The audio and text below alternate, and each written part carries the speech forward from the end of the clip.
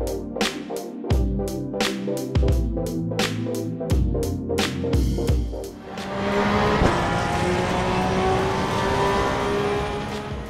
guys, here we are now with Marco Massarutto from Italy, from Kunos Simulazioni, one of the original creators, project managers, designers of Assetto Corsa. Hey Marco, nice to have you. I do also the coffee. The coffee, so, yeah. Okay, the espresso. Espresso, right. Yeah, nice to have you here. Ciao. So maybe as a first question to just get into the topic, also for people that maybe are not so familiar with Assetto Corsa. Yeah. Assetto Corsa started as a PC racing simulation back in 2012? 12, 13, yeah. And back then you had an office at a racetrack, Vallelunga?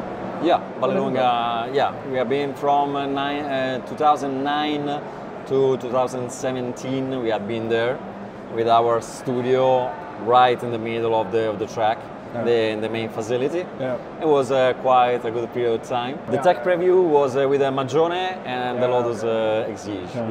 Yeah. So now, like, so many years. More than 10 years later, we also had Assetto Corsa Competizione as a spin-off for the Fanatec World Challenge with GT3 Sport, GT4, but also lately then the GT2 add-on and Porsche Cup, so focused around race cars.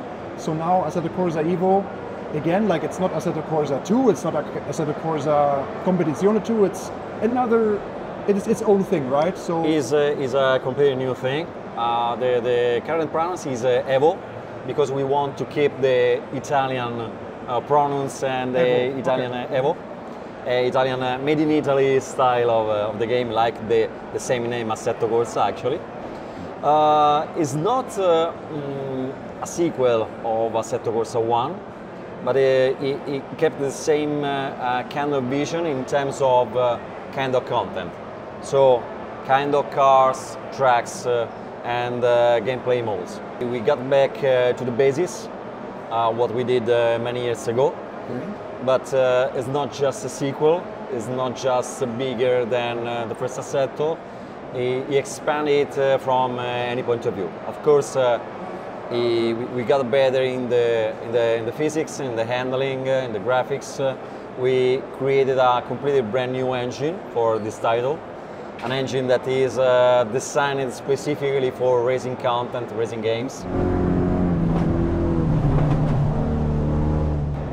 Because we want not just to keep in control the technology behind Assetto, but we wanted to express at the very, very best what a racing simulation, a racing game can achieve. Okay. In terms of visuals, sounds, physics, graphics, and so on. But we expanded it a lot in terms of gameplay. That was one of the lacks of the first Assetto, because it's that kind of simulation where you can just pick up or choose the cars and the track, the game mode, and just ride. This is much more. In which regard, what's the difference in the raw gameplay experience? What are the things that you can do that you couldn't do in Assetto Corsa? Well, actually, this time we'll feature a game economy, so that actually you don't have just plenty of cars to choose with, but you can collect the cars, you can customize, you can tune the cars, and you can own the cars. That gives a different feeling about the way how you live the simulation. So it's about creating a relationship to your car. Yeah. Because I always love these racing games where cars are more valuable. The scope of the tuning, can you already tell us more about it? Can you also change different rims, different spoilers, different everything? Okay. As tuning is for some people is just mechanic, because they want to make their car more effective on the track, on the road, and so on. For others, they just like to customize the car, because you don't need specific rims sometimes, unless you are racing to be faster and so on. You just want to have the beautiful rims, or the rims you like, or the spoiler, or something like that. Would you be able to change also power output? Can you say, hey, I want a bigger turbo, I want stage 1, for example? Yeah, we have this is in the program. We are cooperating with some aftermarket companies. Okay. We are going to unveil as soon as we get into the early access program the partnership we have, because we want that the way how you modify the car is effective like in the real world. I mean, can decide to mount a spoiler, a huge spoiler on the rear of the car, possibly you will discover that it can get the performance worse or not, can be not so much effective. You can decide to use it or not, and so on. That sounds... For example, if you like a specific car model and you want to buy one in red and get it as a stock car exactly like it is, and you want an exactly like another model with another color, other rims and so on, you can collect more than one car of the same car model in the game. Nice. Okay. So that you can have plenty of cars all equal, just for the pleasure to have different colors. That's already quite interesting, and that you talked about the real world. So there were many rumors going around, obviously, also because we saw the trailer, we saw some like what looked like to be Eiffel roads maybe around the Nordschleife. And I was actually traveling to one of the, what I thought would be a corner in the trailer. And do we have a, is that something, the direction that AC EVO is going to, EVO is going to? Like, is there free roaming? Well, we confirm that we'll have free roaming, because with some specific cars that you love, maybe they are not so interesting to be driven on the track because of performance. For example, in the video, you can see the Morgan Super 3, the three-wheeler. Yeah, the three-wheeler. That is an amazing car. I drove it, and it is quite amazing. I would like to have a trip with her. But it was could be useless to drive it on the track. Probably, yeah. And there are a lot of, since we put a lot of care and attention in the driving model of each single car, we want that people can enjoy at 100% each single model we put into the game. Yeah. So roads, for a lot of people, beautiful roads are the best way that you can enjoy the cars. Yeah. Despite of if it's in Eiffel or if it will going to be in France or in Italy and so on. We'll discover which place it is. Okay. I can confirm you that it is a real place. Okay, and nice. it is based on leader data. Yeah, so I mean, the trailer looked pretty European, like Central European roads. That's like the road signs and everything. It was quite familiar for me as a German, so maybe it's... Well, I can tell you that in Germany you have some quite beautiful roads that inspired us a lot, so, but let's see. Yeah, true. And I mean, as you also focus on a lot of production cars, street cars, many of them are not designed with the intention to be run in a race competition on a racetrack, but they are just designed to be fun cars on a public road. And on the other side, it would be totally useless to race or to drive a racing car on roads, for example. So it's like in motorbikes. We have so very powerful bikes that doesn't make any sense to be driven on the road, because they are also dangerous. And you don't need on roads, you don't need a very powerful car to get a lot of fun. Sometimes it's quite the opposite, because if you have a car like the Miata or the Honda S2000 that are quite interesting to be drifted and so on. Talking about that, drifting and playing with cars, do you also intend to have not only racetracks but also, like, for example, a testing ground, like a Gymkhana thing, where you can just have like jumps and donuts and like a prepared drifting ground? Yeah, we are going to create some proving grounds so that you can also test the cars and get a lot of fun also the cars in the proving grounds.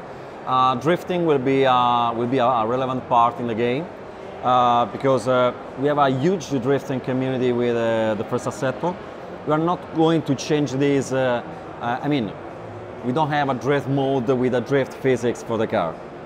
For the cars, you can just drift any car in Assetto if you are good in doing that.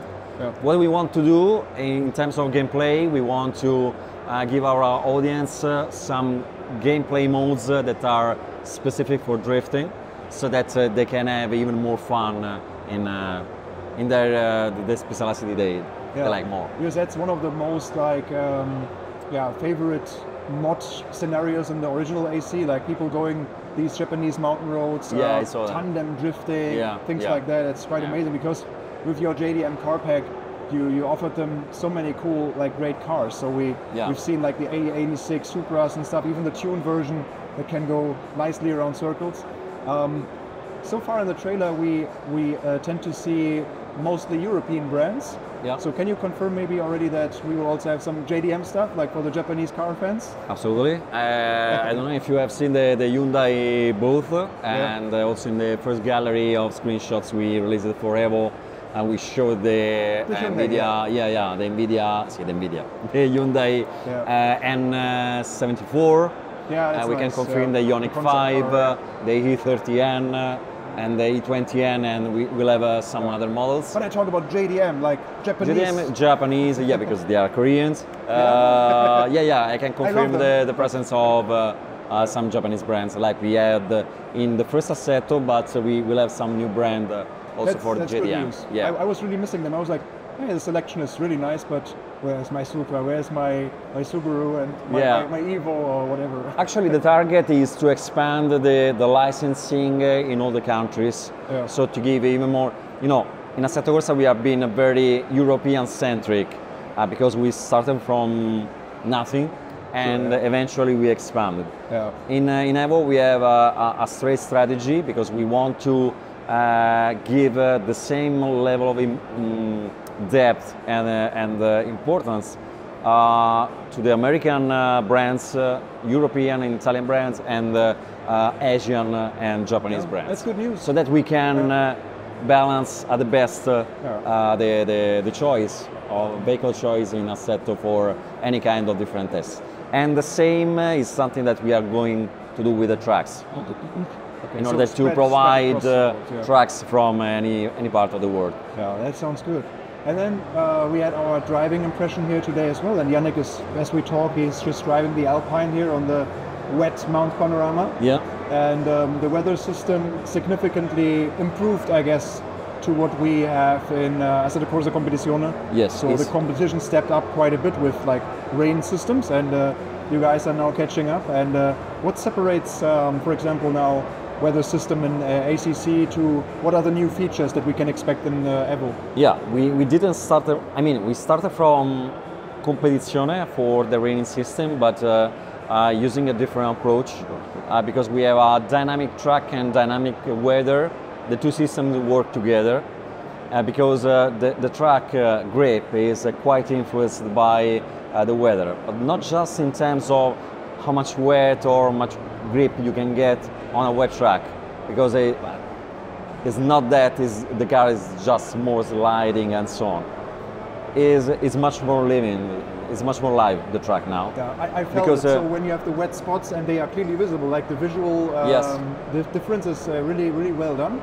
And in the Mount Panorama special event, for example, the wet gets worse while you are driving because it's raining so much. In the Brand Satch event, instead, you can see that the track is still damp with some puddles here and there, and the surface is still wet, but you have a dry line that you can clearly see that lets you to feel the difference between the different level of compounds. And the more you drive, the more the line dry, not in a pre-configured pattern, but exactly where you put your tires. So that if, for example, you choose a completely wrong line to drive the car, you will dry the track where you are actually driving. Yeah, it's interesting. And as you already mentioned, that there will be also different tires. I guess tire choice would also mean that you have rain tires like road tires, semi-slick, slick, stock production tires, and aftermarket tires. So yeah. I guess with all the simulation you already do in the previous titles in terms of like tire temperature, I guess it's a given that, for example, you drive your rain tires and the track starts to dry, and you would drive into the wet stuff to cool them down. Is that a thing? Yeah. Okay. Yeah. You can also decide to make a crazy test to put slick tires on a wet or on a damp track, because you could get some dry points.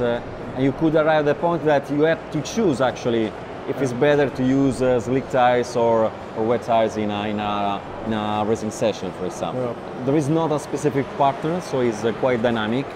Okay. And also the sky, we don't use any more texture on a sky dome, but the clouds is based on a completely procedural system. Yeah. So what you see, like there's a black cloud coming up, and that means exactly. Will there be a weather radar app in your HUD? Like that you can see the we weather? didn't made it yet, but possibly during the development is it's part of the things that can let you also understand what is going on or what you can expect during the race. Yeah. And possibly you can't see it here because it's a fully rain session. But in Brandsatch you have a broken cloud schedule, so that you can see that in some part of the track is sunny and in some others not, and is not pre-calculated because it's fully dynamic. So I also heard some rumors that in EVO actually we use an enhanced version of the first Assetto Corsa engine powered with modes, so mode pure, and has been completely done from scratch. From scratch. Okay. Also because the tools we use for it has been developed from scratch are the same, and they are much more powerful than, as well as the engine, than AC1. Assetto Corsa EVO has been designed to be supported for many years, and we want to keep the technology under our control. The Assetto Corsa new engine has been specifically designed and created for the racing environment. Triple screen and VR support are in the top of the list because the support for triple and VR with a real engine are not in our control. We make a lot of work around and cooperating also with the guys from Epic in order to make it as better as we can, but there are some limits that we can't go over. Performance is and the sharpness and the definition of the picture. That's good news. And I have just two smaller questions from our community.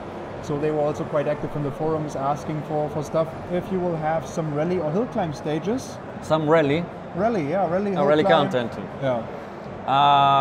Who knows? Who knows? Okay. We'll see. Livery editor, can you edit your livery within the game? This is in the plans.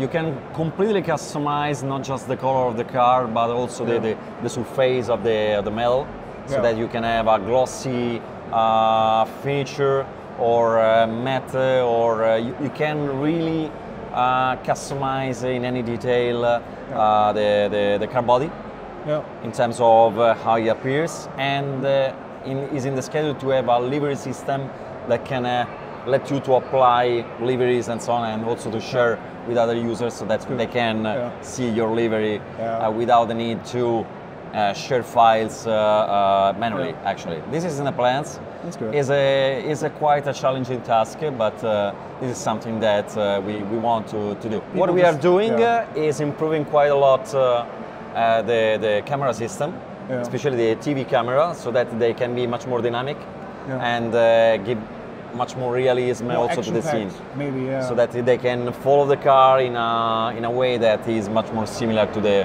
what you can see on TV. And maybe a more technical question, as we are here with Fanatec today. I mean, it's probably a question that Fanatec should answer, but is there an implementation already planned with their FullForce protocol in development, or do you just... Is it already in development? Because we also, through the shared memory system, will export a lot of data that can be read by the different kind of motion sims devices and so on. We see that there is a new trend for the main device manufacturers, that even on PC they tend to use their own SDK.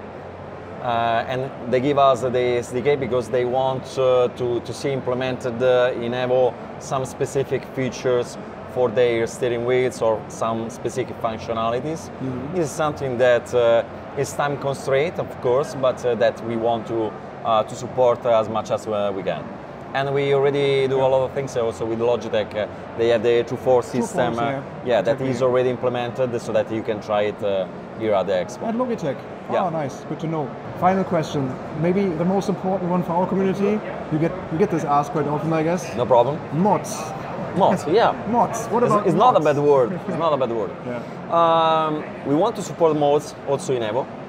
Like we did in the first Assetto Corsa, the modding will be available after we complete the early access program, not before. So they will have to be patient. What we want to do, our goal, that is not done yet, but the goal is to create a platform where actually the most talented modders can share their content. Like a curated modding system? Yes, but cooperating directly with car manufacturers, truck companies. We don't want to support the grabbing of content from other games, because this is unfair. That's bad modding. But we want to give the right visibility and to those modders that are quite talented. So that we want to provide the great selection of the best mods, so that people can enjoy them. The modders, they can get the visibility they deserve, and we can make everybody happy. So we talk about tracks and cars, or only one of? No, tracks and cars. Tracks and cars. Yeah. Okay, good to know. And then, yeah, thank you, Marco. So when we'll be able to jump in the early access? Is there already a fixed date? On January 16, as has been confirmed. Nice. So we are working night and day to be ready for that. But Steam first, and then the Steam first. Consoles will only come for the full release. Yes. Okay. This is as we did already with the AC1 and the CC. There is always a gap between the two releases. We try to reduce them as much as possible, but it's quite challenging. So we'll see. Thank you so much, Marco, and good luck with the next couple of weeks. Thank you very much. Thanks. Thank you very much. Ciao.